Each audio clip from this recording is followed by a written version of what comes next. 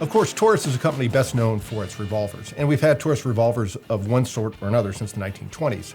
But one of the guns that I think was really a Goldilocks size was the Model 605 that came out in 1995.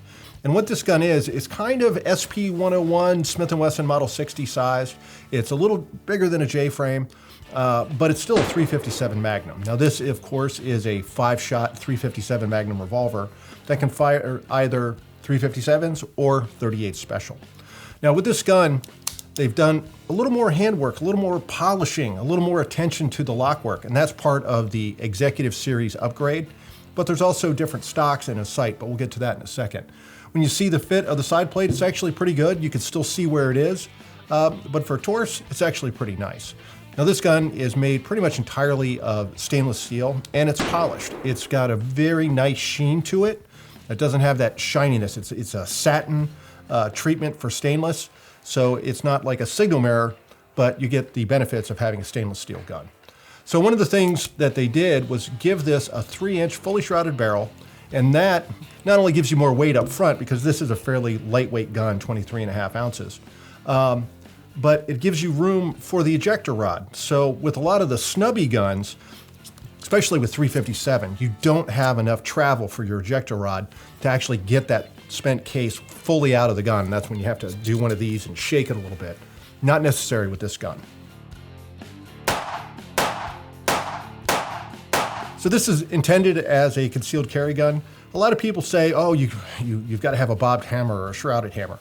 Well, you just have to have the right holster and be aware of that hammer as you're drawing. So this gives you a fairly long, heavy double action trigger pull.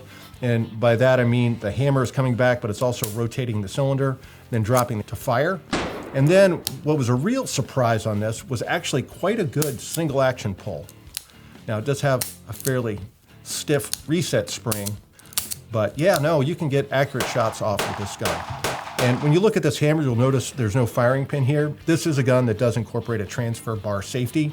And when you pull the trigger, that energy from the hammer is transmitted through the transfer bar to strike with a frame-mounted firing pin. Hits your primer for you.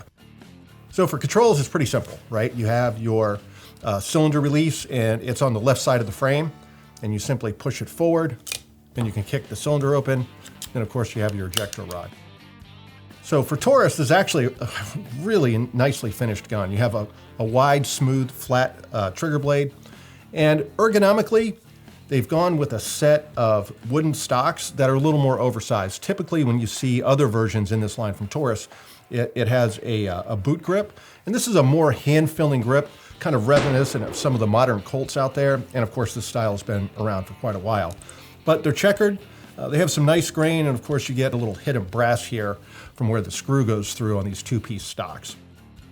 So this gun is small enough to carry. You get that benefit of the added sight radius, but also I envision this going on your belt while you're out backpacking or something like that. It's light enough, even being entirely stainless steel, that it's not going to burden you too heavily. So the thing about the executive grade is these are really the nicest revolvers that we've seen from Taurus, and this Model 605 is no exception.